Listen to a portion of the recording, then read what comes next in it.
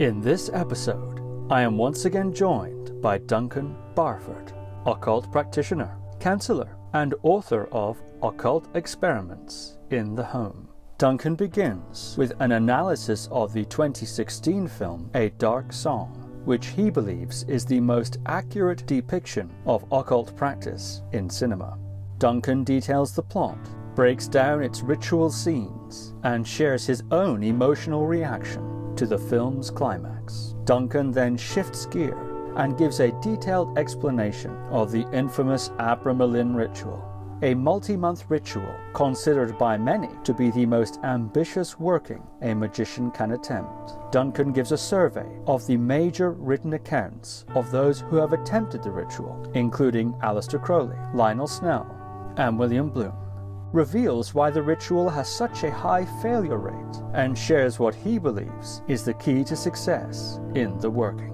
Duncan also analyzes the esoteric structure of Coleridge's poem Rime of the Ancient Mariner and interprets it as a description of the spiritual path, proposes an equivalency between success in the Abramelin Ritual and Buddhist stream entry, and reveals why he believes the study of history is an obstacle to magical success.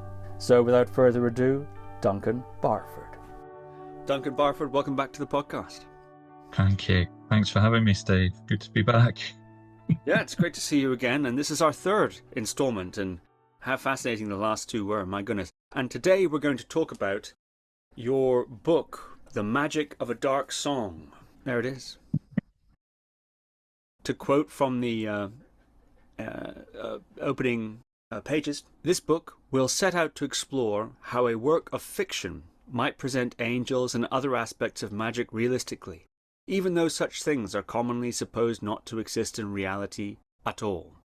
It will present what the Abramelin Ritual is and how it works, by highlighting similarities and differences between the ritual in the film and its real-life counterpart. In this respect, it is a practical rather than scholarly book. And the film in question here is A Dark Song, and I'll ask you to talk a little bit about that film, but you've described it, to quote you again here, possibly the most realistic cinematic depiction of magic yet created. Yeah. So I wonder if you might say something about this film, The Dark Song. What is it if people haven't seen it? And why did you decide to write this book? I was absolutely blown away by the film when it came out. Just checking the date. So it came out in 2017. And it's a fairly low budget film. I think it's the first major picture by its director, who's a guy named Liam Gavin. And it's about two people who undertake a ritual, the Abramelin Ritual. And the heroine of the film, Sophia, her child has been murdered, and she wants to get vengeance on her child's killers, which the criminal justice system hasn't been able to do. They never caught anyone. So she enlists the help of a magician, Joseph Solomon, and the two of them undertake this ritual, the Abramelin Ritual, which involves sealing themselves up in a house in the remote Welsh countryside for a year, undertaking all sorts of intense rituals, intense magical acts, in order to summon Sophia's holy guardian angel. And when the holy guardian angel appears, supposedly it will grant them each a wish, her and Solomon, and then she will be able to wish for vengeance upon her son's killers. So the film is billed as a supernatural thriller. And given that, as you might imagine, things do not go to plan with the ritual in the house. Everything goes very darkly wrong. But what interested me, what set me thinking, was the Abramelin Ritual is, of course, an actual ritual. There is a thing called the Abramelin Ritual, which is part of the Western magical tradition. And the actual ritual is very, very different from what we see in the film, from what we see enacted there. And yet, the film is really good. You know, and in the passage you quoted, you know, in my opinion, the most accurate depiction of magic that I've ever seen in cinema. The reason why it's so accurate is, I mean, if we think of films like, you know, Harry Potter or Doctor Strange, you know, those are films that include magic, you know, and the magic is all about special effects, you know, fire zipping from people's fingertips and, you know, things appearing and manifesting. But in A Dark Song, the magic is very, very subtle and very, very ambiguous. So a blossom appears on the carpet one day, a little blossom. It's the middle of winter. So how did that blossom get there? You know, did it come in on somebody's clothes or something? Well, it could have. It's a really realistic depiction of magic because it shows how it's about perception.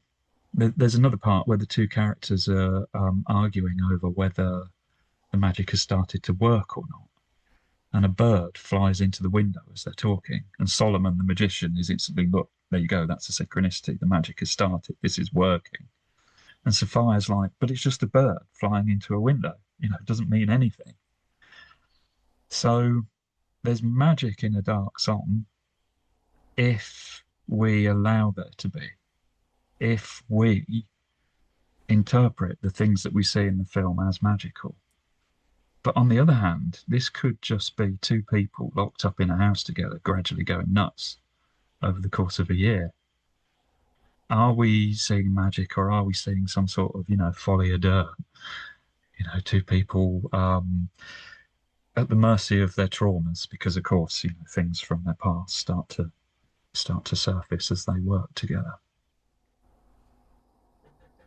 So, yeah, it's there probably will be spoilers in what we're talking about today, I imagine, Steve. So, just to give that out as a warning, you know, it's a really enjoyable film, and although it's billed as a supernatural thriller, there's a lot more going on, and the climactic sequence of the film when the angel appears is something that goes way beyond the horror genre.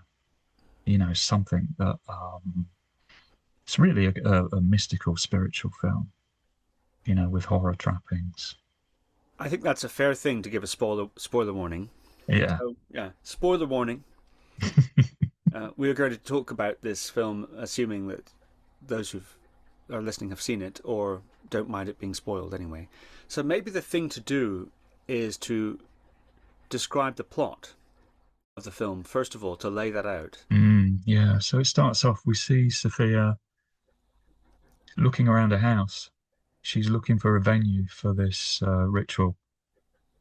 And she's already made contact with Joseph Solomon. He's a well-known magical figure in the world of the film.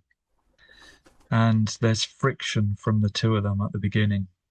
There's friction, a lot of friction around class and gender. So Sophia is quite well-to-do, and she's putting up a lot of money. She's paying Solomon a lot of money to do this ritual for her. And he's a very working class kind of guy. He refers to himself as having lived a very hard life. He's an alcoholic at the beginning of the film. And he resents her. You know, he resents the money she has and the fact that she is, you know, enlisting his services. So there's friction between them. The two of them are fighting with each other. Sophia needs him in order to realise her aim of getting vengeance on her son's killers. And he resents her for being, you know, he calls her a stupid posh girl. And the relationship between them at the beginning is quite tense, quite negative. Solomon goes out of his way to try to sexually humiliate her. But Sophia is the key, the focus of the whole movie. What she wants basically determines everything that happens. And she's lying to Solomon. And over the course of the film, it becomes clear that she starts off by telling him that she wants to hear her dead son's voice. That's why she's doing the working. That's the wish she wants granted by the angel. It only becomes apparent over time that actually she wants revenge on her son's killers. She wants them to die horribly. The fact that she's been dishonest with Solomon puts them both at risk in the context of the movie. And there's a really chilling scene when this comes to light. Solomon drowns Sophia in a bath, so that she literally dies for a few seconds before he resuscitates her in order to get the ritual back on track. So there's a sense that however much Solomon's in conflict with Sophia, what she wants, her intentions, basically drive the whole of the movie. And this again, is another realistic aspect of the portrayal of Magick in the film. How intention is absolutely paramount to every single magical act. And so the intention that Sophia has ultimately is to, using Solomon, collaborate with him, because actually she has to participate in this Abramelin ritual. And the way it's sort of presented in the film is that by doing so, that an angel will appear, the guardian angel will appear, and they'll get a wish granted. So she hides initially her intentions from him. But the basic idea is that they're going to do this ritual, and it's quite a long and involved ritual. And one of the very interesting parts of the film, I think, is the depiction of that ritual, which is, as you point out in your book, it's not clearly described or clearly shown. Often we see them entering into a ritual or coming out of a ritual working, or perhaps preparing for a ritual working. And there's Solomon is explaining various things that have to happen. I wonder if you might describe a little bit, and this will serve us in our comparison to Abramelin later, how the ritual's set up in the film. Yeah. And what you mentioned about how the ritual is quite vague, we never get a complete overview of what it is that they're doing. It's intentional. In interviews, the director, Liam Gavin, has said that he intentionally obscured the facts of the ritual.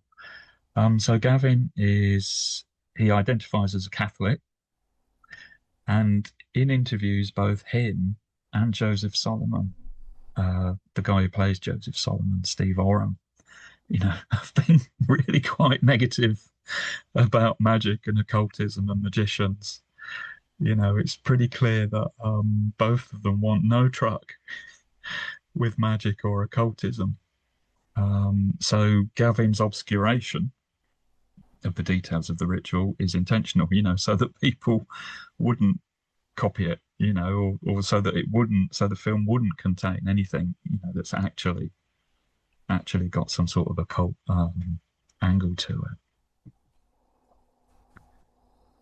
But Gavin's a Catholic, and I think the thing that actually shines through in the film is he's evidently someone who has a really deep instinctual understanding of what ritual is, and how it works and what it can accomplish.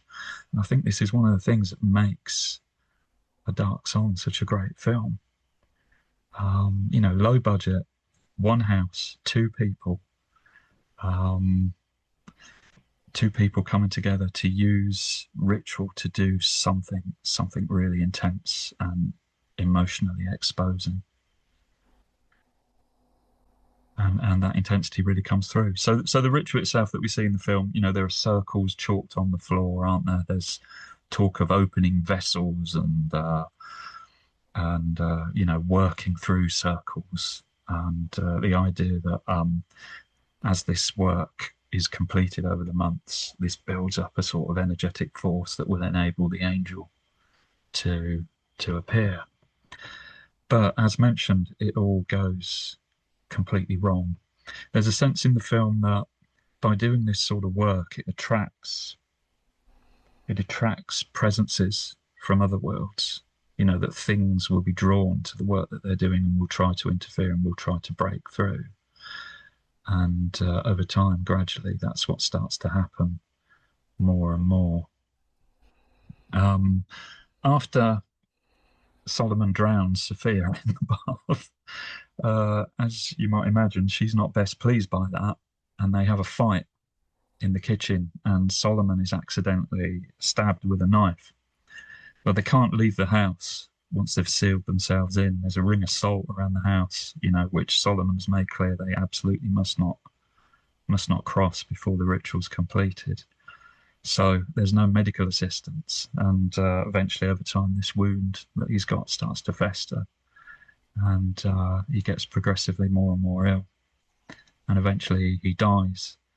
Once he's dead, there's very little to prevent demonic influences breaking through into the house, and that's what Sophia is left with. The house becomes overrun by demons. So she reaches a point of absolute desolation and despair. Solomon's gone, the ritual's gone to pieces, demons all through the house. And it's as they're dragging her down into the basement, they drag her down into the basement and they cut off one of her fingers with a bolt cutter, I think. But something grabs hold of her in that moment, and she desperately makes an attempt to escape. She runs away from them. She tries to get up the stairs. They're dragging her back. But as she's making her way up the stairs, suddenly there's a light coming from the top of the stairs. There's a bright light. And as the light gets stronger, the demons fall back. And she gets to the top of the stairs, and she comes back into the main room where they're doing the magic. And the angel has arrived. The angel appears in that main room, exactly where Solomon said that it would. And I've got to confess, every time I watch it, it brings me to tears without fail.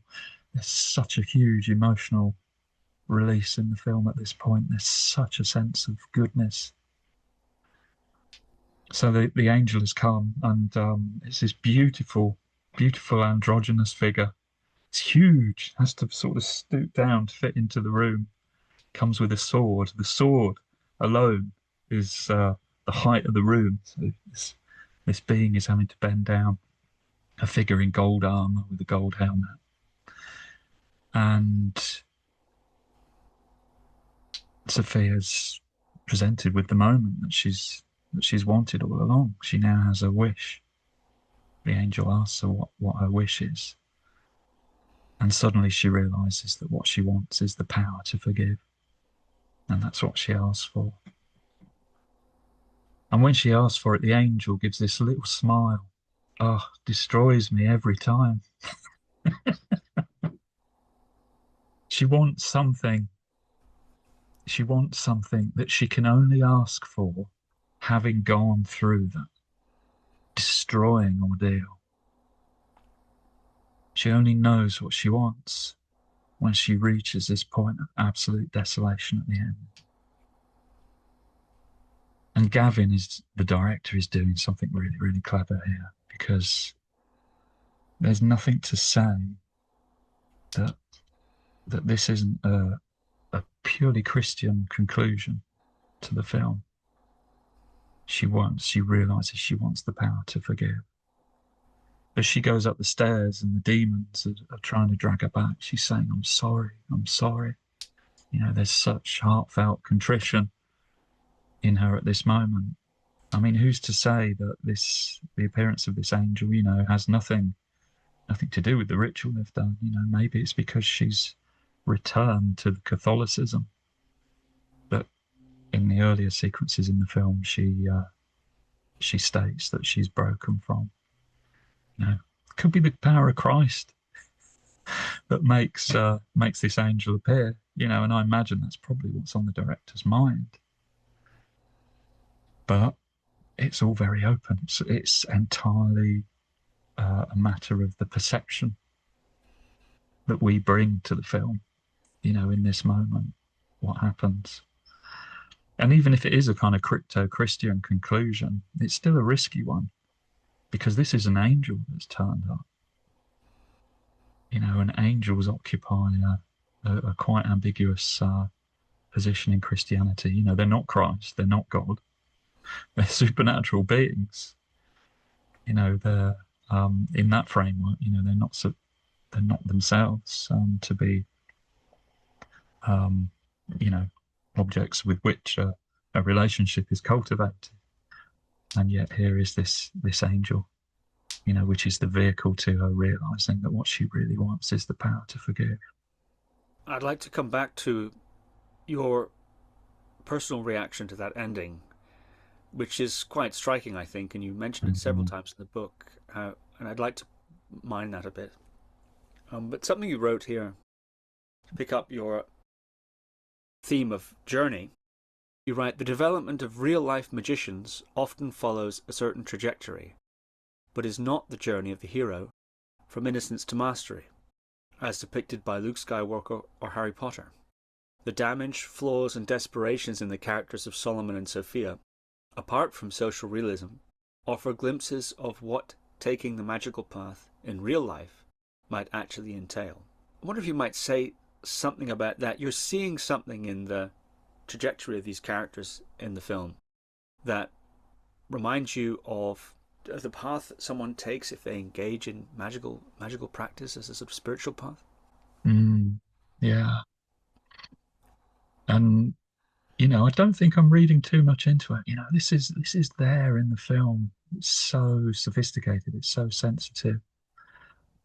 So, you know, we see this in Sophia, the way she is during the ritual.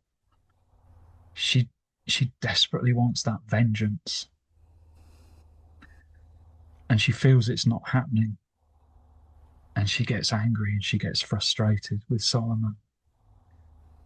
But then as the work continues, they get a breakthrough. There's this other iconic sequence in the film where golden flakes rain down from the ceiling upon Sophia, you know, as they're working in the ritual room one day, you know, which is the first major sign she gets that the angel's close, that she's going to get there. And then after that, things get difficult. You know, they're moving into winter. There's a lot of darkness, coldness, candlelight in the house. And she becomes desolate again and despairing. And I think this, you know, this mirrors what happens to magicians as we practice. You know, we set out and we have intentions or desires that we want to realize through magic, through our magical work. And the initial successes that we have, we view very much in terms of those desires. So she wants this angel to appear and she gets golden flakes and she's ecstatic because she's going to get what she wants. But I think as we go deeper and deeper into magical work, we're confronted with what it is, who it is that wants these things. You know, she starts to get angry, things get dark, things get cold, because what she thinks she wants isn't really what she wants. She thinks she wants vengeance. But what actually happens is she goes through a process where the outcome of the working is the discovery of what it is that she really wanted all along. She wants the power to forgive. That's what will actually bring her peace.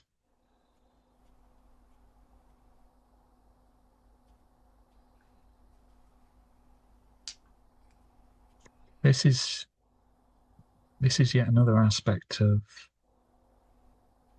magic, a realistic aspect of magic. I think that when we're doing magic, what we're often doing is something to ourselves. In chaos magic, there's this idea of belief shifting. What we're really fundamentally doing magic is we're making changes to ourselves in order for us to be able to experience whatever outcome it is that we want. And I want to be careful here. I'm not saying therefore that magic is just psychology, that it's just forms of self-trickery, self-delusion. It's not. It's more than that. But one of the other things that we see in the film that's very realistic in its depiction of magic is how magic is often about changes happening in the magician, which then enable shifts in perception. And which changes are occurring in these characters that enables them to experience which shift in perception? What did you have in mind? Well, one of the things is Sophia at the beginning, she claims that she wants to hear her child's voice. She wants to speak to her dead child again. It turns out that what gets revealed is that Sophia may have played a part in her child's abduction and death, in that she didn't pick him up from school. She wasn't there when he was abducted. The suggestion is indirectly that she was having an affair. She was meeting a lover instead of being available when her child needed her. So there's guilt there. There's self-hatred there. This is getting covered up in what she says she ostensibly wants, which is vengeance on the killers. Really, she blames herself. She hates herself for what has happened. When she asks for the power to forgive, she's also forgiving herself, I think, to some extent. But she tells Solomon she wants to hear her child's voice. That's what she wants from the working. And there's this really, really horrible, chilling moment where she gets that. One night, a voice comes from behind a closed door that sounds like her child. She hears a child's voice on the other side of this door, but she knows straight away that it's not really him. And that is so creepy and so powerful when you think about it. To get the thing that you've asked for and to know as soon as you get it that it's fake, that it's not real. And she talks to this voice, even though she knows it's not her son. The voice tries to get her to open the door. Mummy, open the door, I'm frightened. She won't. She knows it's a ruse for something demonic to come through. But imagine that. The thing that you think you want, you get. And straight away it's bad, it's fake. It's only by going through the ordeal that she goes through that she can arrive at what it is that she really wants, because there's nothing else left. There's absolutely nothing else left. Everything else gets stripped away. Everything goes as wrong as it possibly could.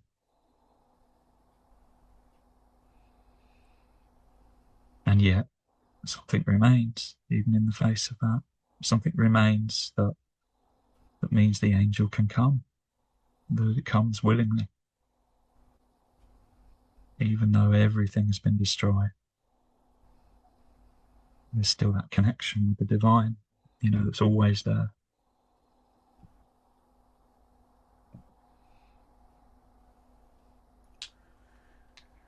And this is, of course, what the real Abramelin Ritual is about. And again, it's crazy. This is a film where something called the Abramelin Ritual is presented. It's nothing like, the actual historical ritual itself. And yet it's got these elements built into it, that really line up with the actual function of that ritual and the way it works. you said about the director and what he said. Mm. In fact, another possible reading, as you point out, there's this original sin, if you want, this guilt preceding the beginning of the movie, in which it seems she wasn't there for the child because she was engaging in an affair or something like that. And because of that, she's willing to go dark. And her sister, in fact, sort of says to her, this is evil stuff. You really want to do this? And she doesn't really, it seems, care about herself. In fact, it seems any damage or destruction to herself that she can incur in the process of getting her vengeance is, in a way, welcomed. And she welcomes all the hardships and austerities and sufferings that are involved in the ritual process. They have to fast and do various different things. And in fact, she has to prepare herself, a kind of dieta in a way, even before the ritual begins, which she refers to having done. And so this sense of self-destruction, absconding from any self-preservation because of that original sin, and just diving into the depths of the occult. And that repentance at the end, that you point out, where she's trying to escape the demons and they're pulling her back and she's trying to struggle up the stairs and she says, I'm sorry. Repentance is, in a sense, even in the mess of a botched ritual, of muddied intentions, of her own willful enmeshing of herself, in all of that soul compromising stuff, the power of repentance is sufficient to true repentance is sufficient to, maybe it's the only thing that can lift her out of that. And that reminds me a bit of some of the things you said about the Abramelin Ritual, which is this, and Alan Chapman, your magical collaborator, also have talked about this kind of devotional core of the Abramelin Ritual, that it's not so much about squares and this sort of thing, but actually it's about this capacity to achieve or cultivate a really humble devotional attitude. But before we get there, so I want to put a pin in that. One more thing about this idea of a process. The process of a ritual, the process of a magician going through a ritual, or maybe just a magician's process in general. There's an interesting section where you bring up Coleridge's Rime of the Ancient Mariner. Yeah. And you draw some parallels there. And then after that, I'd like to get into, if you want, the real Abramelin Ritual, so to speak, and the various magicians that you do this fascinating comparison between Bloom, Snell, Katz, and Crowley. And you compare their various attempts, because there have been people in even recent times that have done the Abramelin Ritual and written their magical diaries and published them and so on, and really interesting what they've said about it. Yeah, they've done it by the book, actually done it by the book. They're few and far between, but yes, there are a few. But let's talk about the Rime of the Ancient Mariner first, and to quote you here, on the surface, a dark song and the Rime of the Ancient Mariner bear little in common. But inwardly, their protagonists are each confronted with an enforced transition through suffering to redemption. Comparison on this basis enables us to identify some characteristics of the process itself by which that transition takes place. So I wonder if you might shed some light on how it is that the Rime of the Ancient Mariner helps us to understand this process which we've been discussing. Yeah. I mean, one of the things I've done in this book, you might have noticed, is I haven't talked about Buddhism at all. Because Buddhism is, because Buddhism is usually, the technical frame that I've, had available to talk about these sorts of experiences. But I didn't want to do that, so I kept everything Western in this book, entirely Western frame of reference. And I needed something to get below the surface. So this is a book about the Abramelin Ritual, but I wanted to really get into how it works. How does a ritual work? Why does it work? Why does doing this have this result? So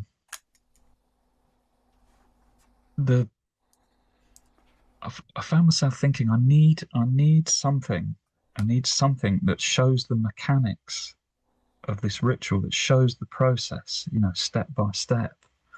And it was the Rime of the Ancient Mariner that came to mind. I remember reading it, for I think it came up when I did A-level English literature. You know, I remember the teacher sending us off in lunch break to read it. I read this poem for the first time, and it makes no sense at all. There's something very compelling about it. I mean, there's so much in the poem that's become part of, you know, almost part of the English language. You know, alone, alone, all alone, alone on a wide, wide sea. You know, there's so much, you know, that's so familiar to us. But a story about a journey to the South Pole, where an albatross accompanies the ship, and one of the sailors on board decides to kill it for no reason that he can give. And as soon as he's killed it, all hell breaks loose. The ship becomes becalmed. You know, the crew drop dead of thirst. Everything goes wrong. And the mariner, who has this albatross hanging around his neck, you know, which another thing that's become metaphorical, you know, in our language, feeling desolate, in total despair, in agony, unable to die, riven with thirst.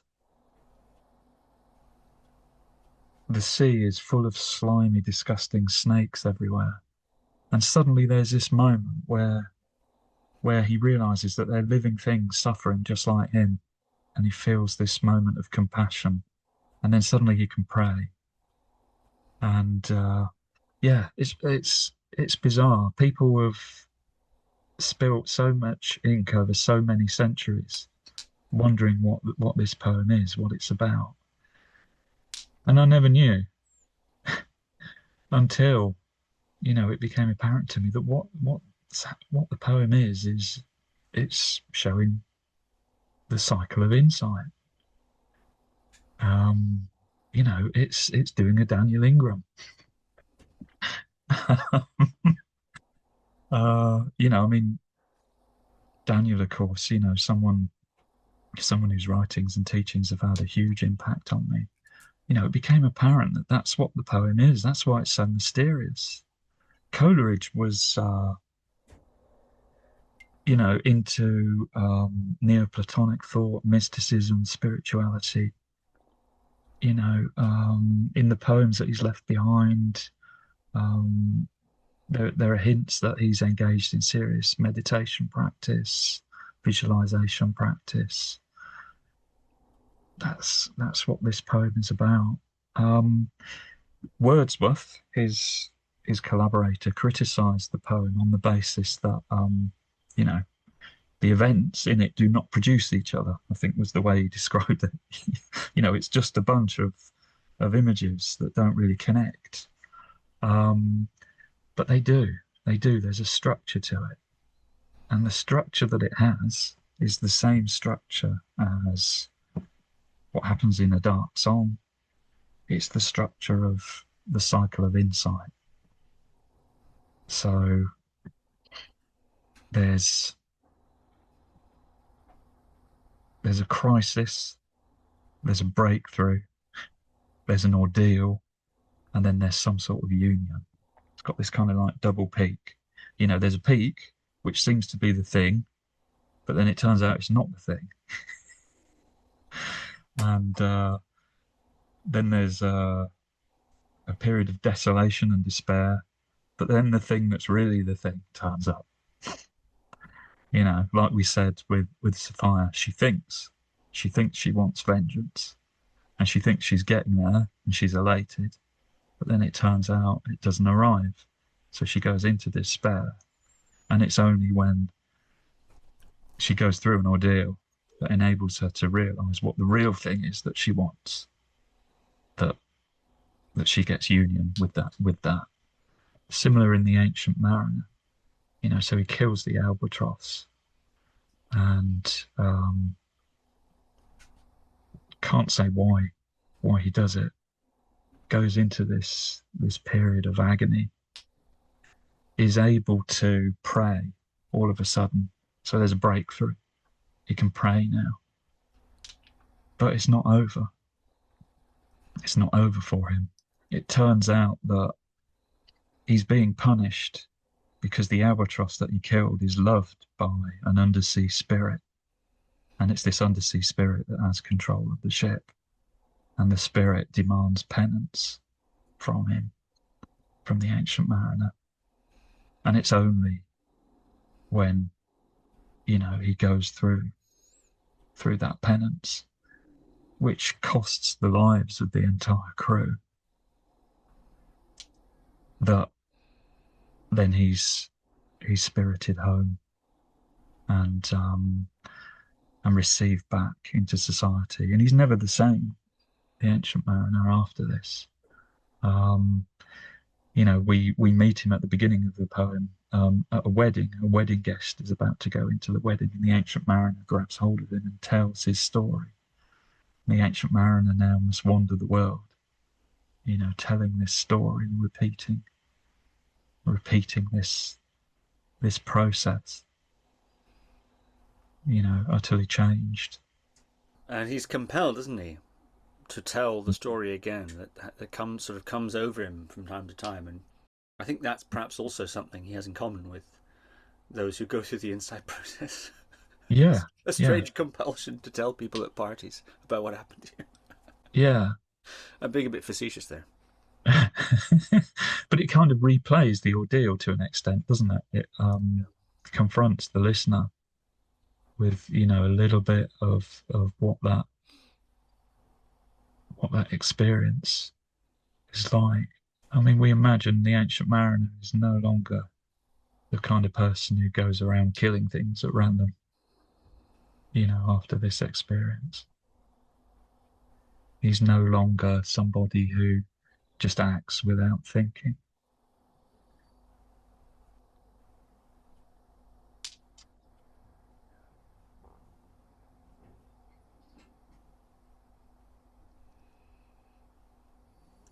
By killing the albatross, what gets revealed to him is he's part of a whole, ecosystem of living beings. There's a spirit under the ship, that he wasn't even aware of.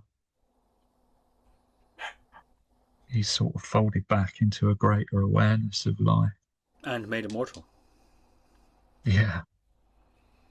The ancient mariner remarks on nothing in common at all on the surface, but this underlying structure, a crisis, a breakthrough, an ordeal, and then a union. First of all, there's a rupture, and then there's an attempt to heal the rupture, which seems to be going well.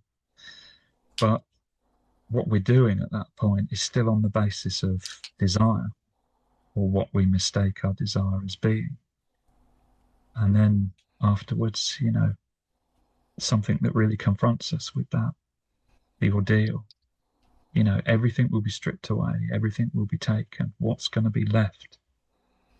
Because what's left, will be what we really want, what we really are, what we really need.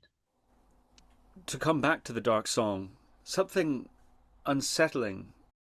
I mean, there are a lot of unsettling things about that film, but one of the unsettling things to me is at the end. You put this out in the book, actually, after the encounter with the Holy Garden Angel. We cut to the scene of Sophia disposing of Solomon's body. Yeah. And then she just sort of drives away. And, it's that kind of grim UK sort of... one moment. Teddy, would you mind not barking so irregularly?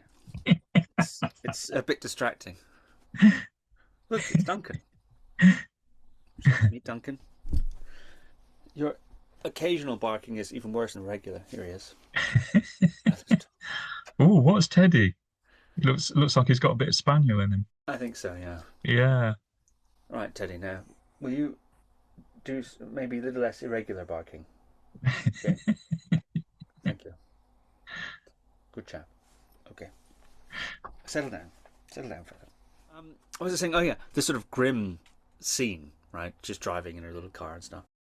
And she's achieved forgiveness. She's gone through all this. But now what? Now what? What do you do with the blank slate? What do you do with that rather inert state of absolution? There's no movement to it. In fact, it's absolution is kind of a resolution of, to mix our terms here, of prior karmic momentum. And so now what you do? It's a bit unsettling, that idea. And that same thought occurred to me when reading your accounts or recounts of Bloom, Snell, Katz and Crowley, these 4 people who attempted the Abramelin Ritual. Yeah. And one of the things that struck me is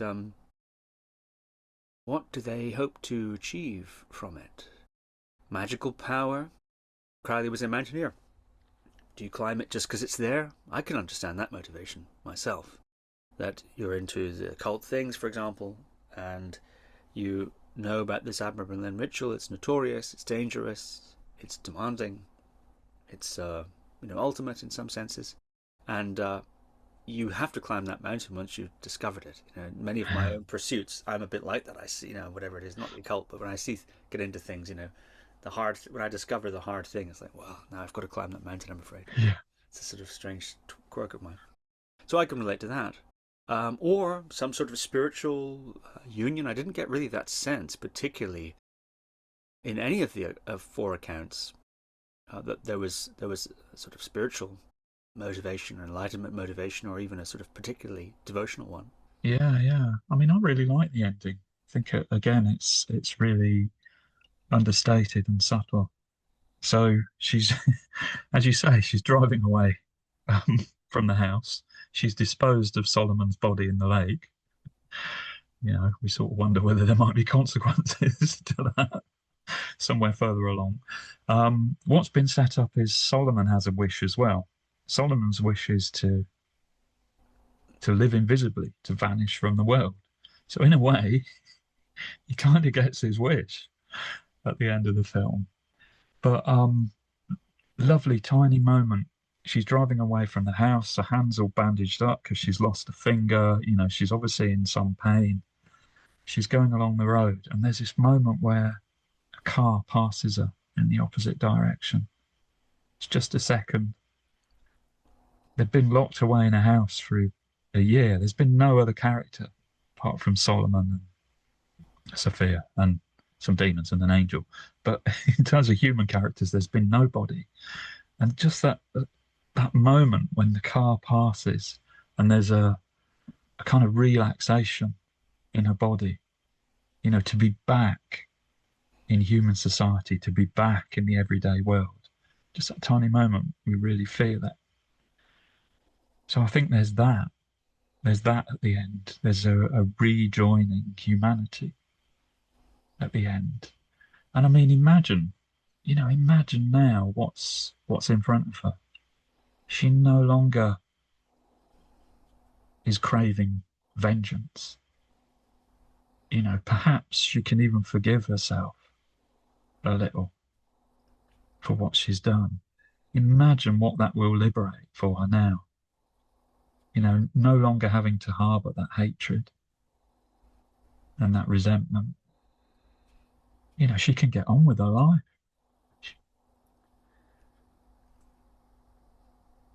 I mean, that's my take on the end. That's what I feel.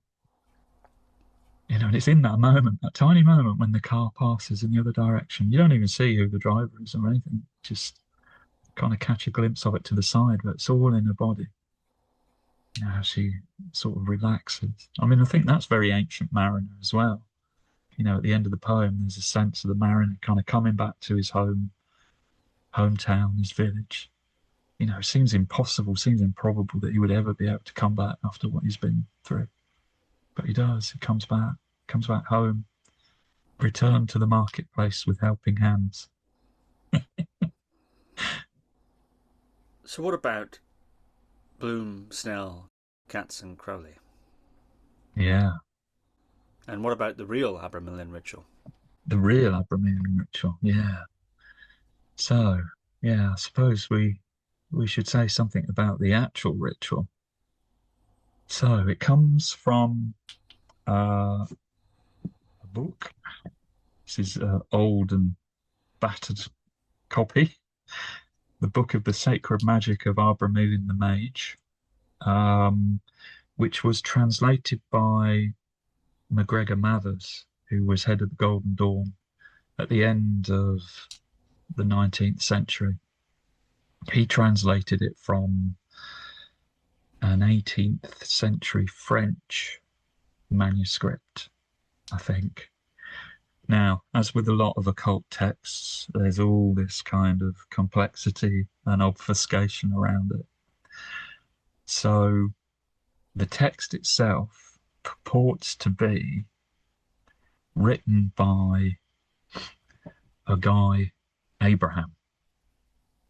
And he's writing the text and setting out the magical system of Abramelin in order to bequeath this to his second son. He's coming towards the end of his life, Abraham, so he wants to leave things for his son. And he leaves this to his second son because it's a way of making a living. You know, if you do the Abramelin ritual and you acquire the magical powers that it confers, then, you know, you can be rich, you can be wealthy.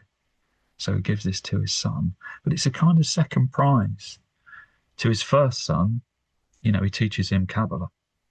You know, that's the real prize. That's the, you know, sort of divine, godly magic.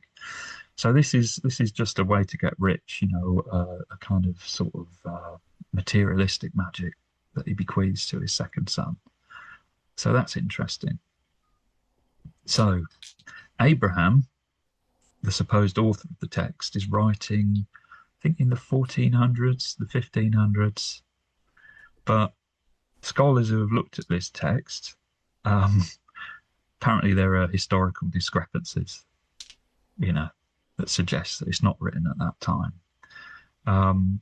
Abraham tells us he's Jewish, but if he's Jewish, there are hints in the text that suggest his grasp of Hebrew is pretty poor. So he's probably not. So this text probably isn't written by who it's supposedly written by, and wasn't written at the time it's supposed to have been written by. And apparently other manuscript copies have emerged. So MacGregor Mathers, I think, came from the 1600s or 1700s and was in French. There's the earliest one that has emerged, I think, is from the 1600s and is in German. And there's also an edition available these days of that one, you know, a alternative translation, which historical purists may gravitate towards. But I like the MacGregor Mathers one just because it's the most common one. And the main difference between the two is that in the MacGregor Mathers translation, the ritual takes 6 months. In the translation from the German edition, the earlier translation, it takes 18 months. So yeah, you might prefer this one because it's a bit speedier. So Abraham, the text is divided up into 3 parts, I think. The first part is Abraham's description of the means by which he acquired the magic of Abramelin. So he gets the ritual from a magician called Abramelin, who he finds finally somewhere in Egypt. But he has to do a lot of journeying around in order to find the authentic magic. And the first part is this lovely, quite amusing description of all the bad magicians and the tricksters and the rogues that he encountered, you know, before he finally got hold of the true thing. The second part describes the actual ritual. And I'm not going to go into too much detail about it because I don't think it really matters, you know, which we might come back to. But the ritual starts the day after Easter. and it entails 6 months of intense, basically praying. That's basically the very, very core, the very, very essence of the Abramelin Ritual. You pray. And Abraham goes into great detail about what sort of prayer that has to be. It has to be heartfelt. You know, you're not reading prayers that someone else has written. You are praying to God deep from within your heart, asking God to send his angel, you know, that you can have knowledge and conversation of it. And you have to have a particular setup. The main thing is there has to be an oratory, a specially constructed building in which you will do these prayers, or, you know, a building that you can repurpose in order to do that. And every day you get up, you go into this building and you spend the best part of the day praying. The ritual's divided up, I think, into kind of 3 phases where the volume gets ramped up as the months go by. You know, things get added, more prayers, you know, more aspects, ritual aspects, and so on. And after the 6 months are up, then comes a very intense week in which, you know, the preparation for the arrival of the angel really gets ramped up. And there are various things you have to wear, incenses, wands, stuff, you know, ritual stuff like that. And so the ritual climaxes on a particular day when the angel will, according to the text, appear in the oratory. After that has happened, the work goes into another phase where there's a terrace outside of the oratory, you know, that has to be built for this purpose. On the terrace, various demons are evoked and bound. Now that you've got the angel on your side, you can do this safely. You know, now that the angel's here, you can do that. You bind the demons, and once they're bound, then you can send them off to do your magical biddings for you. And the third part of the book is lots of magical squares and sort of talismans that can be used for particular magical purposes. Not many contemporary magicians have made much use of that. Marcus Katz is one of the few. Just to give a sort of random flavour, he did some experiments with the magical squares to see if he could get them to work. Apparently there's one of them. I think it's something like a spell to make dancing girls appear on a Wednesday. So Marcus Katz thought to himself, well, where's the harm? You know, I'll give that one a punt. So he does the procedures, you know, to make dancing girls appear on a Wednesday. Nothing much happens immediately. So he gets a phone call from his wife one day. I think I'm recollecting this story accurately. Gets a phone call from his wife to come and pick him up from her class. Yeah, so he goes and picks her up from her class, and it turns out it's a belly dancing class. So he turns up and there's all these women doing their belly dancing class, and it suddenly realizes it's a Wednesday.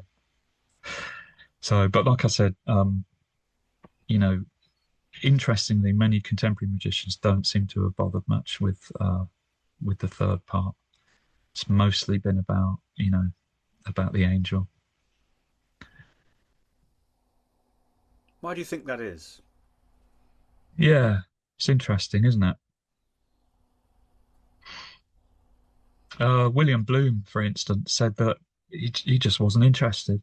Just wasn't interested in the magical squares. You know, didn't even cross his mind to use them.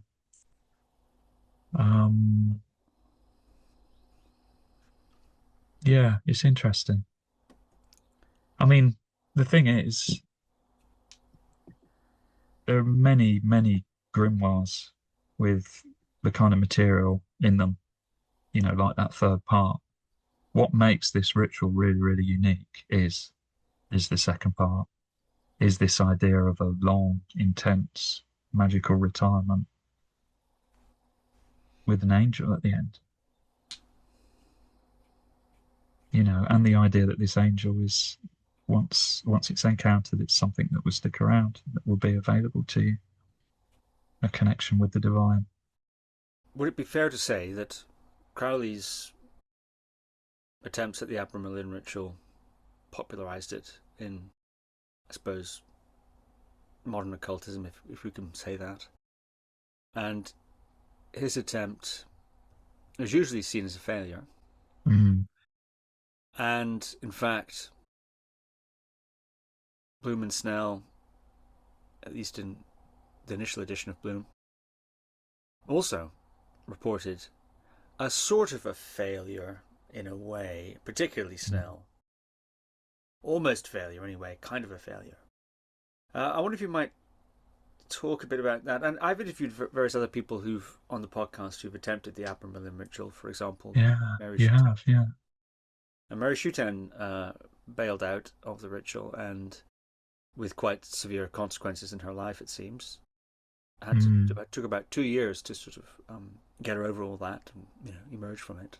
It's a bit notorious, isn't it, for being difficult and for being prone to failure. What do you think about that, the failure rate and the outcomes reported by Bloom, Snell, Katz and Crowley? So I've got a couple of stories as a lead into that, and I'm going to probably say some controversial things, which probably reveal my particular take on what this ritual is, how it works, and why it does what it does. So the first thing was Lionel Snell. You've interviewed him here, haven't you? I have. Really interesting interview. It was quite a few years ago now, long before A Dark Song came out, that I got an email from Lionel Snell, and he invited me to dinner. And because he said that he was going to be in the UK, so he suggested we meet up. He was staying in this like Elizabethan tower in the remote countryside. So I turned up at this train station, and he picked me up, and I'm in absolute awe. I mean, this is Ramsay Dukes, this is Lionel Snell. And I think maybe one of the reasons he got in touch with me was he could obviously tell that, that his work had had a big influence on me. So anyway, so I go to dinner with him in this Elizabethan tower, and he tells me that he'd done the Abramelin Ritual. I didn't know that. This was before his book about it came out. My mind was absolutely blown. I'm in the presence of someone who's actually done it, by the book, the full 6 months, the whole thing.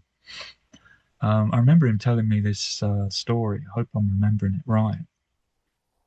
Because there's talk about the demons. The demons will try to distract you, try to mess up this ritual. He talked about how, I think it either started or he was about to start, and suddenly he gets offered this dream job, this absolute dream job. I think he was offered the opportunity to create this astrological garden for this incredibly wealthy person.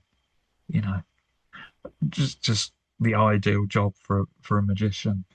But of course, he realised that this was this was demonic temptation, so he sort of ploughed on with the ritual.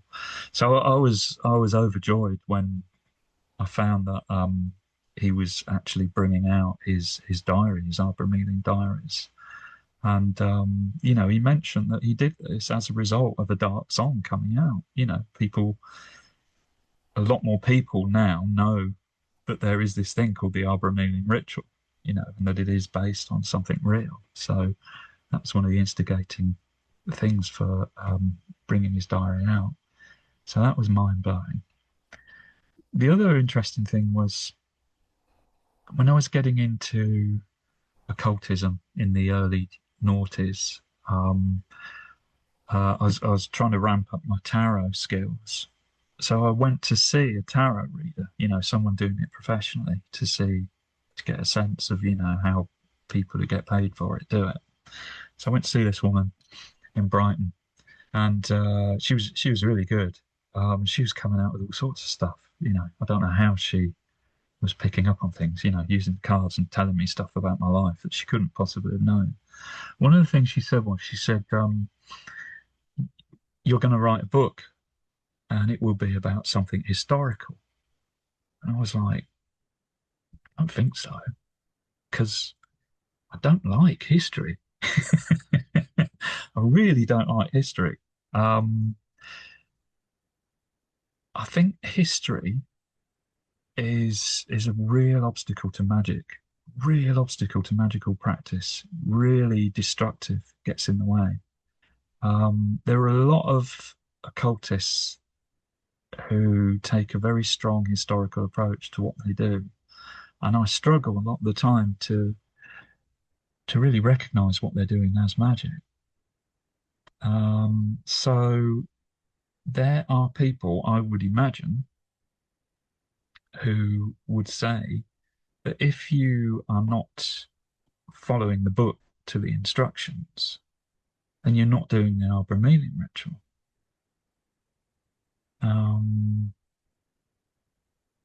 There are lots of people who take this mindset that you understand a ritual by understanding its history.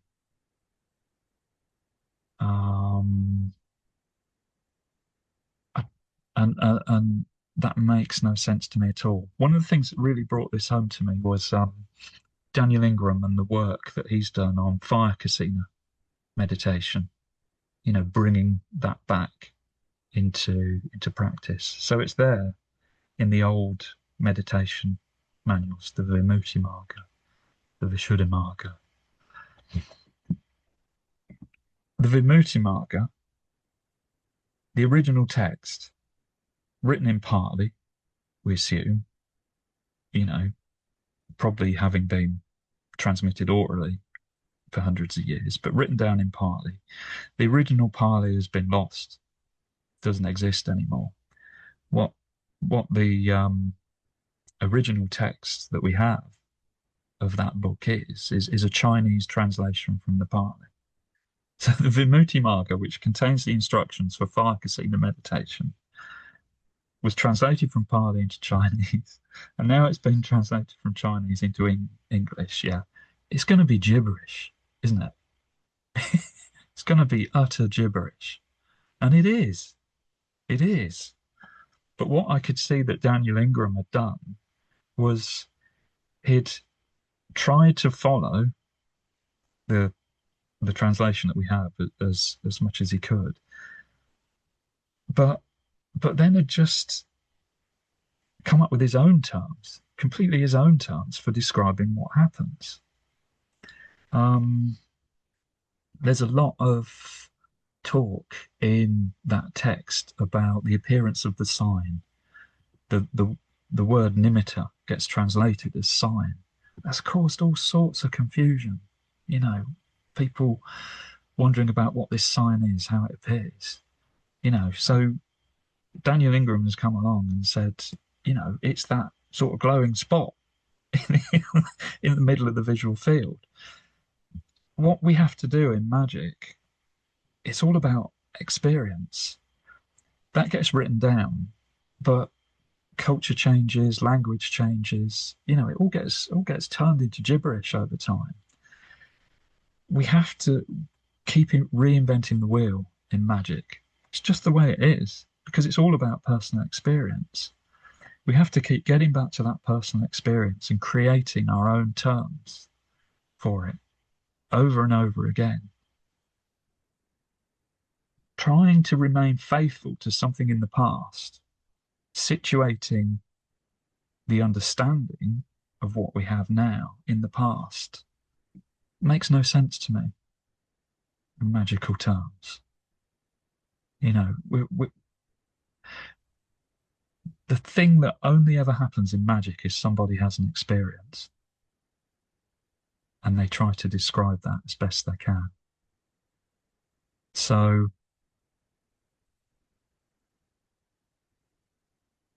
when people say that Crowley failed at the Abramelin working, well, initially he tried to follow it by the book and he didn't. But what he did do, I would argue, was he did it by other means. He somehow understood what the essence of the ritual is, what it does, how it works, and he translated that into other forms. You know, just as Daniel Ingram was able somehow to intuit what fire Kasina meditation actually is, what it looks like, what the process is, you know, and he's now translated that into his own terms, which make more sense to us in this day and age.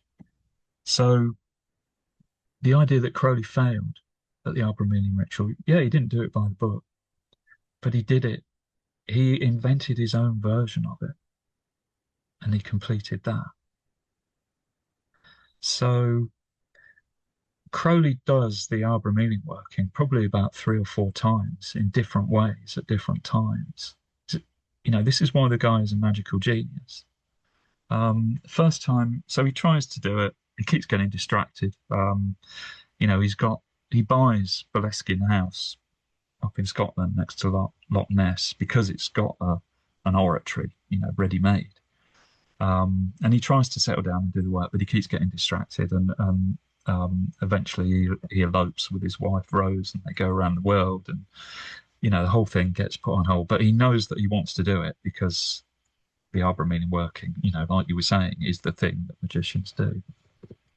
So, 1906, he's crossing China on a donkey, and that's when he does it for the first time. That's when he undertakes it. Does it internally. Visualizes himself in his temple in Boleskine, doing what he would have done if he was actually there. Does it astrally, might be the other way of describing it. Takes him quite a while, but I think he gets the result in 1906. You know, experiences the union with the angel.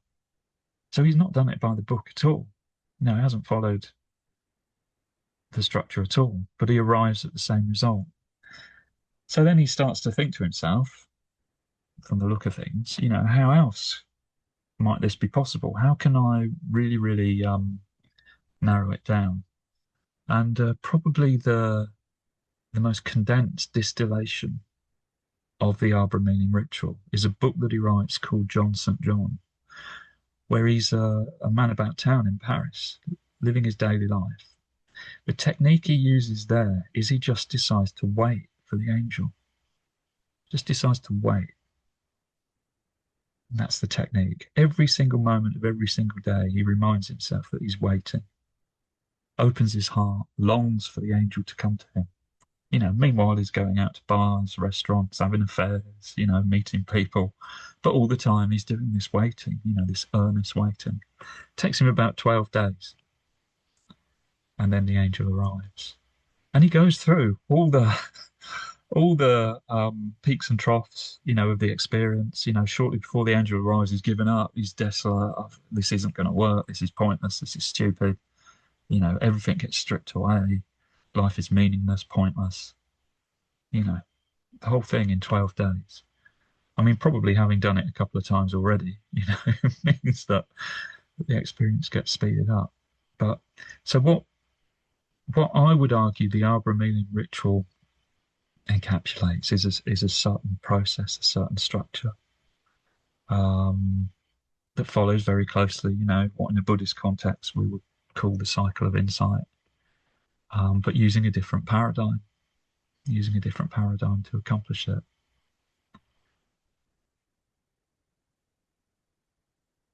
So, yeah, only a handful, very small handful of, you know, accounts are available.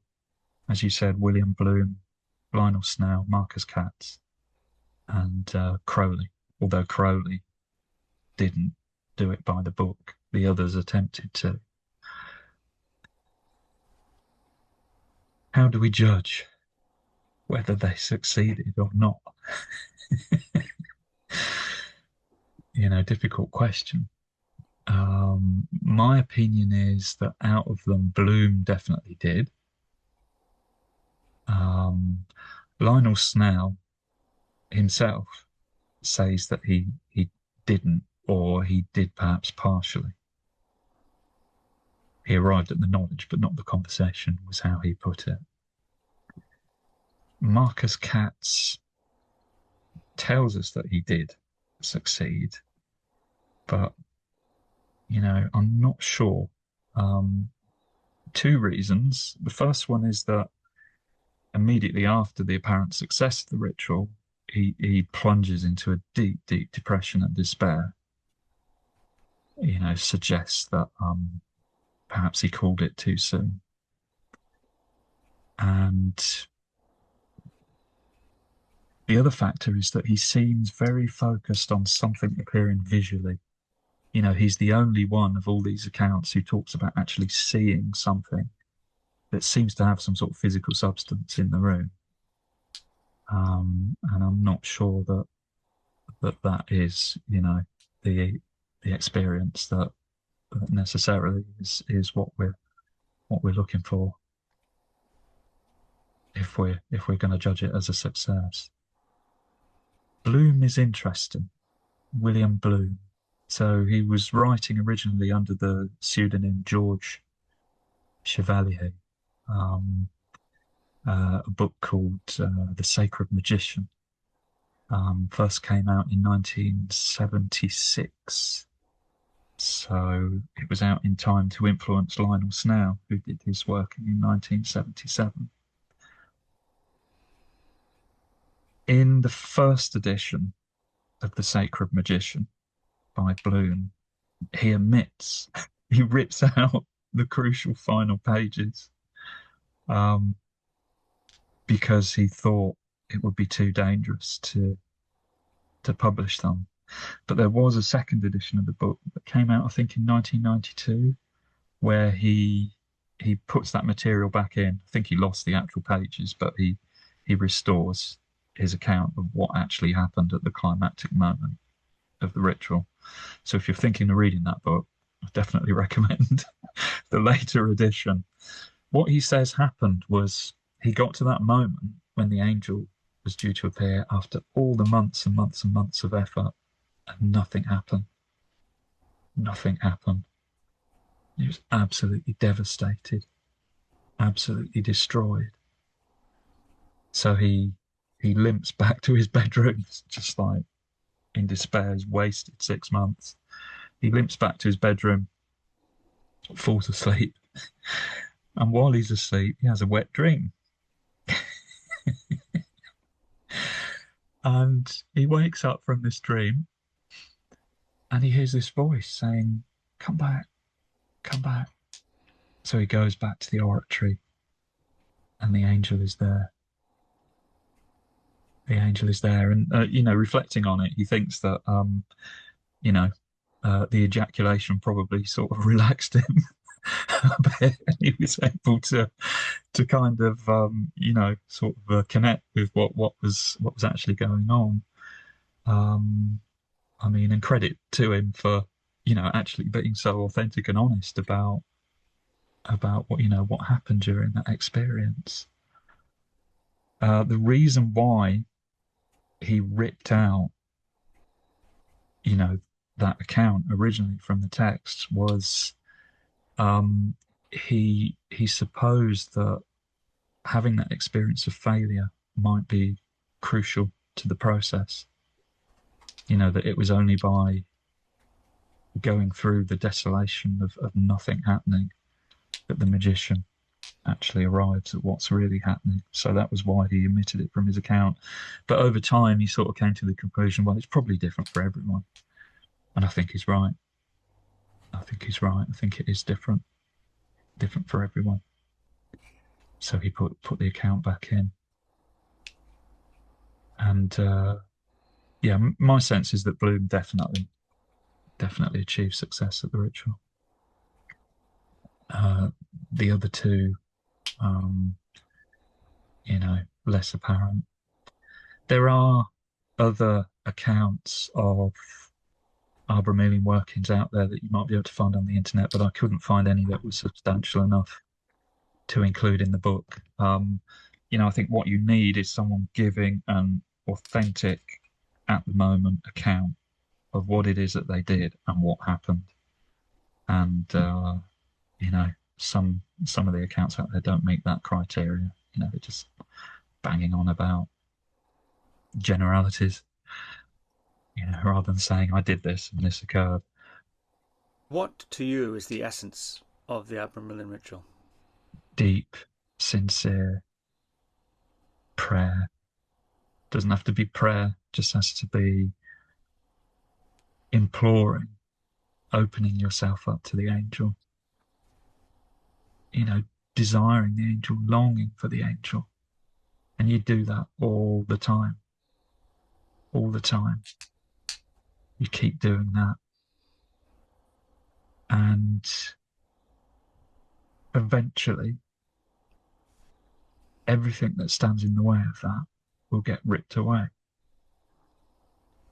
Will get destroyed. Like we see in the film The Dark Song, where everything goes wrong. Everything fails. And Sophia at the end of the film is left with nothing. And that's when she realizes what she really wants. That's the essence of the Abramelin. To long for the angel, the connection with the divine, until everything else is destroyed and gets stripped away. And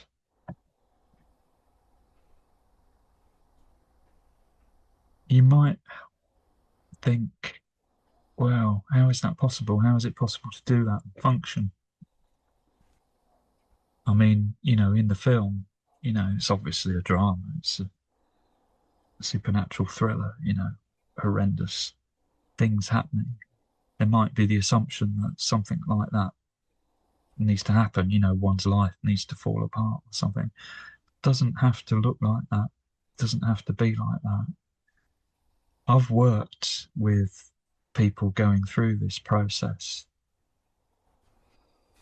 They probably don't suspect that they could ever reach that point.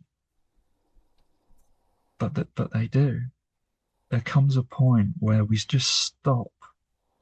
We just stop getting in the way of ourselves. Just become sick of it. And it's only at that point, going through that we get there. I mean, I remember thinking back, when I was doing this work, and one of the final breakthroughs came where, I remember I went to a dharma talk, and we were talking about awakening, in this sort of Buddhist group. And I remember talking in that group and saying, I don't care if I never get enlightenment. I don't care if I never get awakened. This is enough, just to be able to sit, to meditate, and to be here. I don't care. I give it all up. I renounce it. And the next day, I had a breakthrough because I'd totally given up. Really deeply, genuinely, totally given up. So it doesn't have to look like some sort of, cataclysmic disaster. It just needs to be genuine. And you can't try to be genuine. You have to exhaust everything else. But people do it. It's possible. They get there.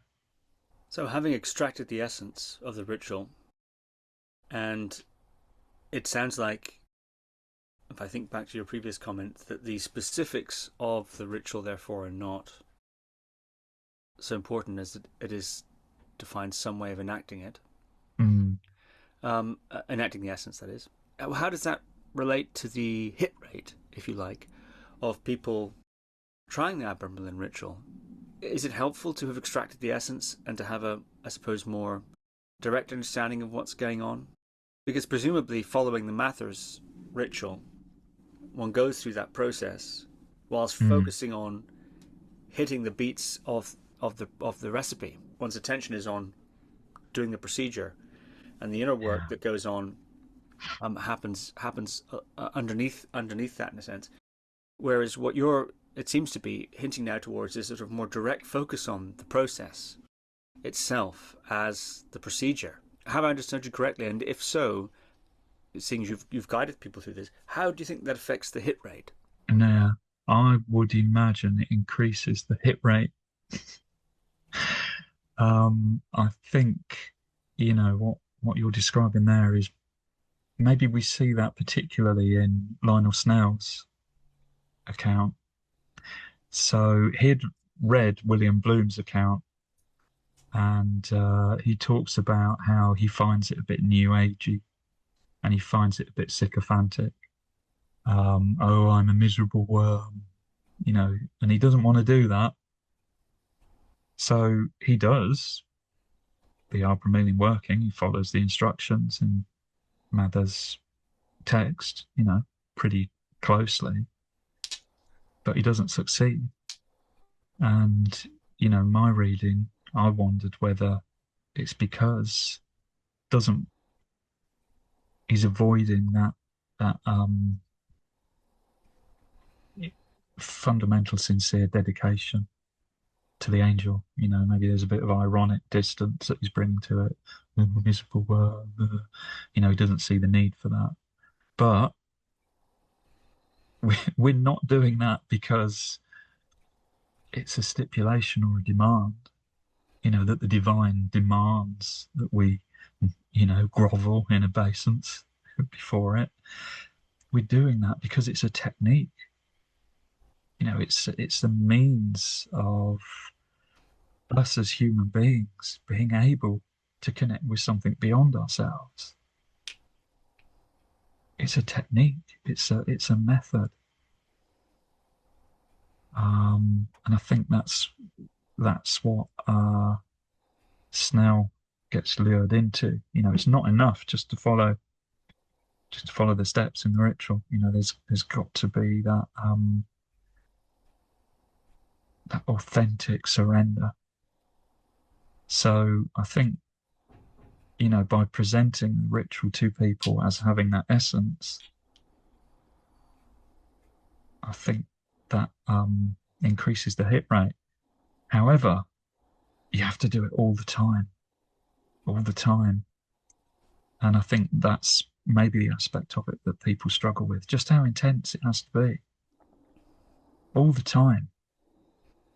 Invoke often, is the advice. Invoke often, all the time. If you're thinking about doing it, then do it. Every moment, every second. That's the key to it.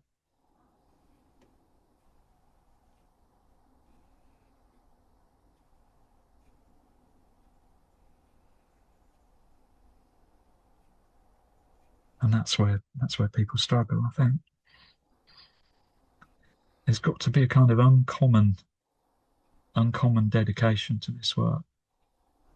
That's one of the things about the film that really resonates with me. I don't know if you felt it too, Steve, but when they're setting up the house, when they're getting ready to do the ritual work, it's got that feeling. If you've ever been on a retreat, a serious fucking hard-ass retreat, it's got that feeling in the film. You can see them bracing themselves for, they know it's going to be shit. It's going to be tough. It's going to be a spiritual challenge. And the film has some of that quality in it, I think, that will resonate with anybody, who's engaged with this sort of work.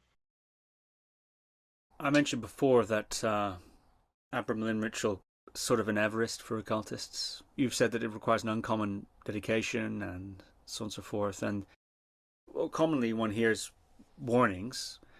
Don't start the Abramelin Ritual unless you really have a bit of experience and you know what you're getting into and all that sort of thing. And presumably people are coming to you, it sounds like, and asking you to help them through it. When do you think a person is ready to begin approaching that kind of a working? What are the prerequisites or red flags that would deter one from beginning, and perhaps green flags that would say, yes, now's the time? Yeah, so difficult, isn't it?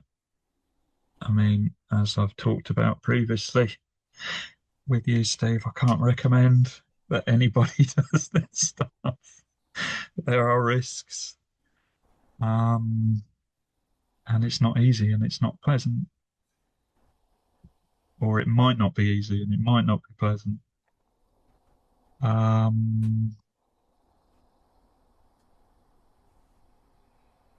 I would suggest that people need, some sort of track record in some serious, intense meditation practice.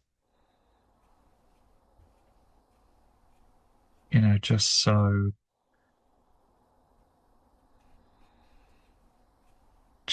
there's just so that they know that they can do this sort of work. It doesn't suit everybody.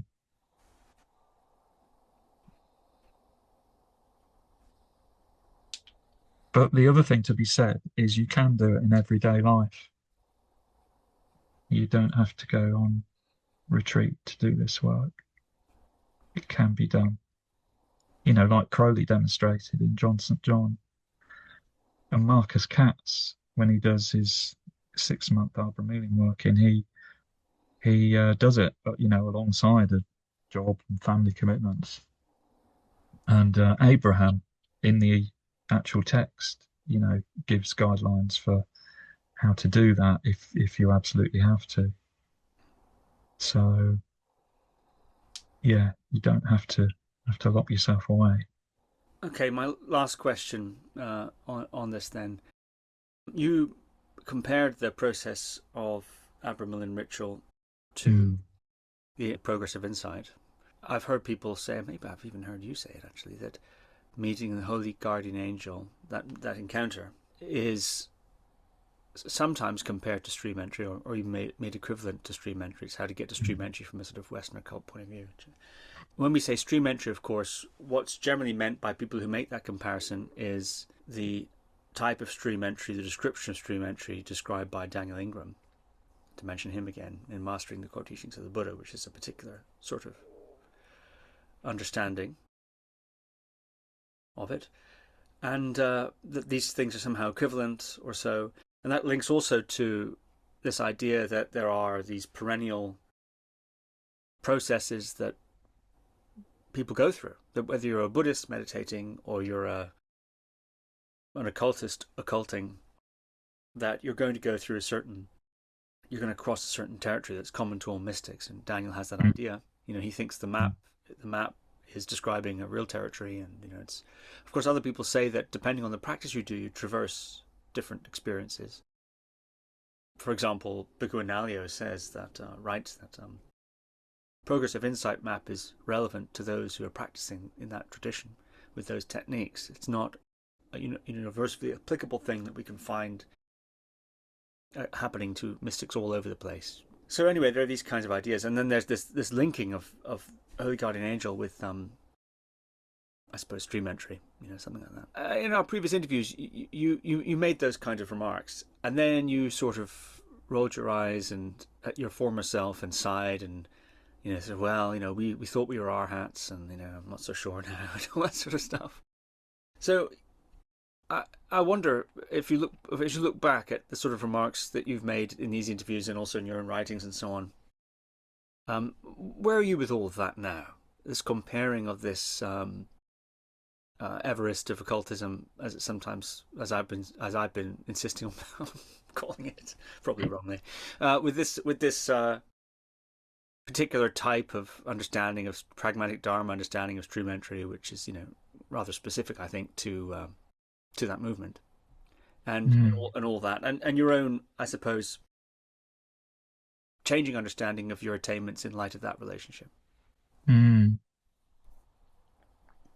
I think the knowledge and conversation of the Holy Guardian Angel, is comparable with stream entry. But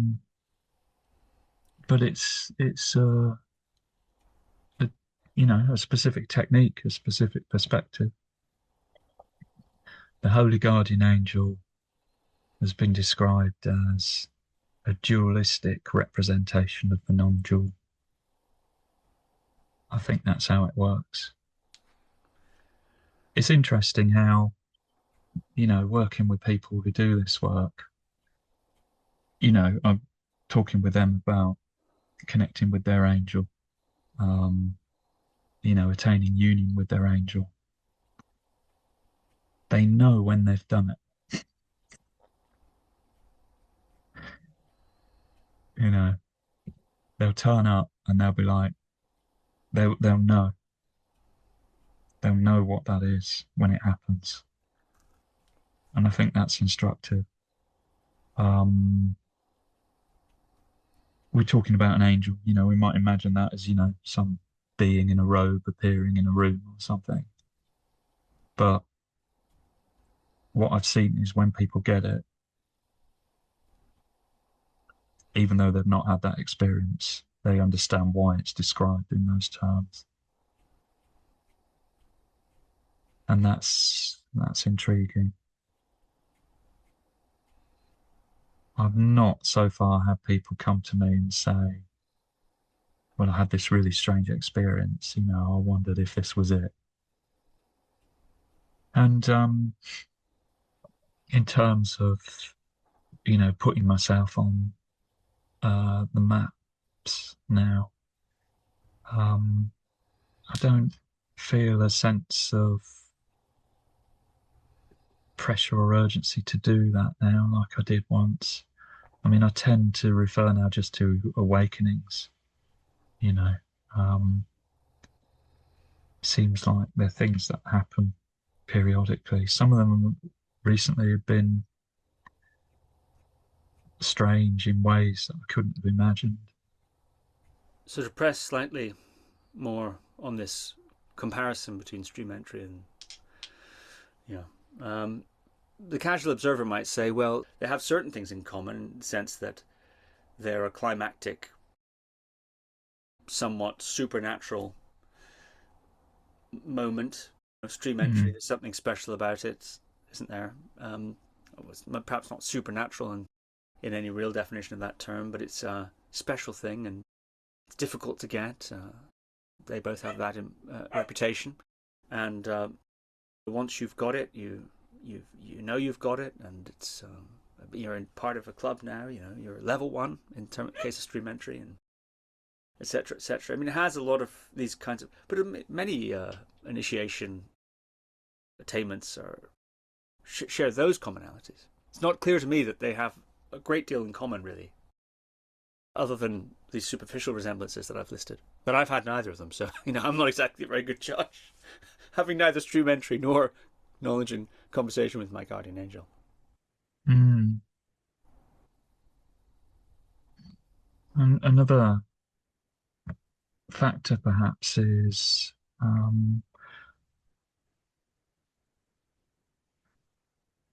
with people I've worked with, the practice that they end up doing can be anything, you know, wildly diverse.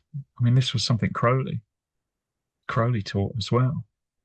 You know, every person invokes the angel in his or her particular way. I mean, so when I was doing this work, I was using Vipassana meditation, bits of Kundalini yoga, mantra, and things were coming and going. So I'd take up certain practices, drop other ones. So the idea that, you know, a certain practice takes us along a different map, you know, doesn't really make any sense to me. I've seen people do this work, just, you know, doing things like meditation, but also doing visualization, you know, all sorts of things, wildly disparate practices. So I am a perennialist, I suppose, you know. And again, this probably goes back to my hatred of history that I was talking about. Um, at school, I always enjoyed history. I've always loved history, but I realised after a certain point that what I really enjoyed was writing essays. Hmm. I had no serious engagement with the past going on at all. I didn't have any historical understanding, I realised. You know, it was a real shock to me to find that out. It was just an opportunity to write essays. That's why I liked it.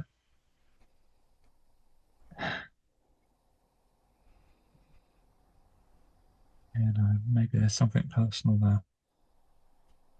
But what I see in the structure of those experiences that we've been talking about, stream entry, knowledge and conversation of the Holy Guardian Angel, they seem identical to me.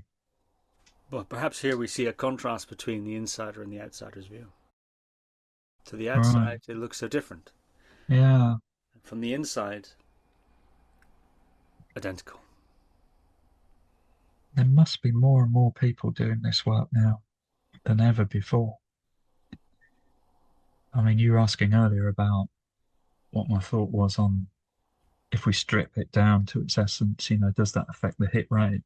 And my sense is that it does, it would. And also, you know, the internet, the arrival of the internet, like I would never have had contact with the people and the texts and the practices that I've had without that.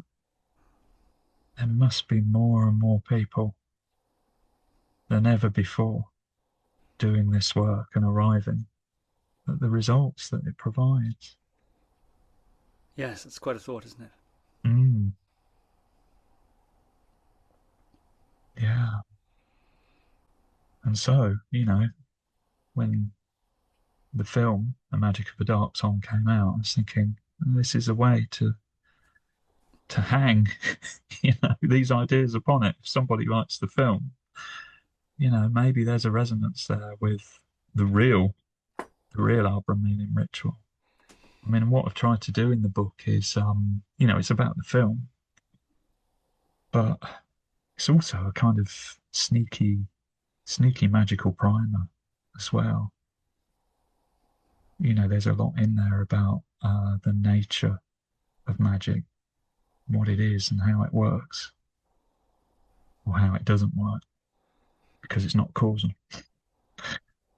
Because magic sets us free, you know, of causality. That's why it's magical.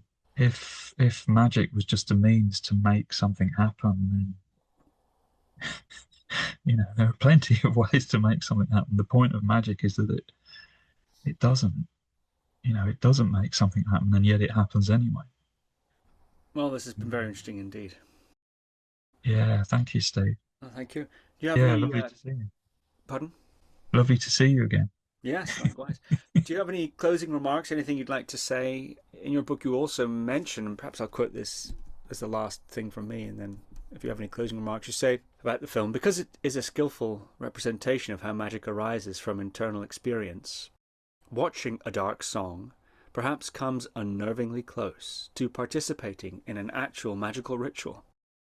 I'm not making the kind of claims that have occasionally been made about the psychological impact of certain films on their audience, such as The Exorcist or A Clockwork Orange, for instance. But as I shall illustrate shortly, I should go on to illustrate, I should say, in the book, really, maybe it is not too far-fetched to suggest that magical experiences might arise for a viewer from the act of watching a dark song. Mm. Yeah.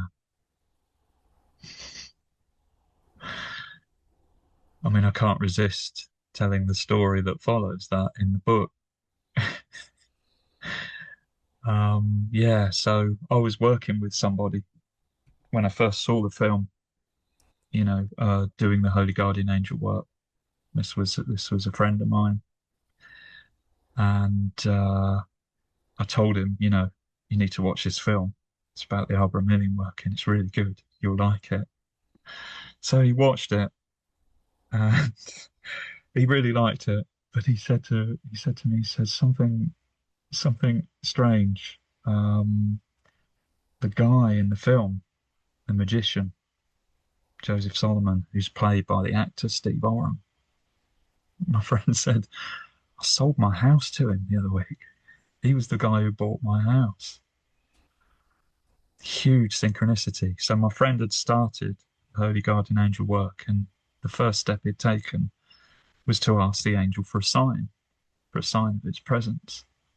So then I recommend this film to him. He sees it, he watches it, and he realizes that the guy he's just sold his house to was Steve Oram, the magician in the film.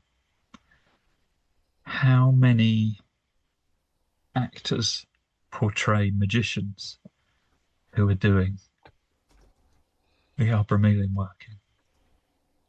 And how many people are actually doing the Abramelin working? And what are the chances that somebody doing that work should sell their house to somebody portraying their fictional counterpart in a film? You know, quite a coincidence. So yeah, he took that as a sign from the angel. And you know, to be honest, in the course of the work that he did, he had synchronicities that were even more mind-blowing than that. So yeah, and this is one of the signs that the work is that the work is proceeding as it should,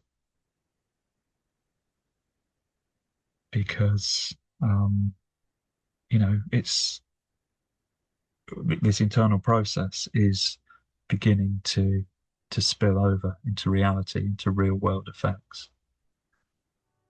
And this, of course, is, you know, the representation of magic that appears in a dark song. Exactly that. You know, small things, small synchronistic effects, you know, that maybe we can interpret as coincidence, or maybe they're evidence that something is happening that doesn't fit the usual rules of causality. Well, thank you, Duncan. On that note, I suspect anyone who's got to this final part of the interview ought to keep an eye out for similar manifestations. You never know. Duncan Barford, thank you very much. Cheers, Steve. Thank you. Thank you for listening to another Guru Viking podcast.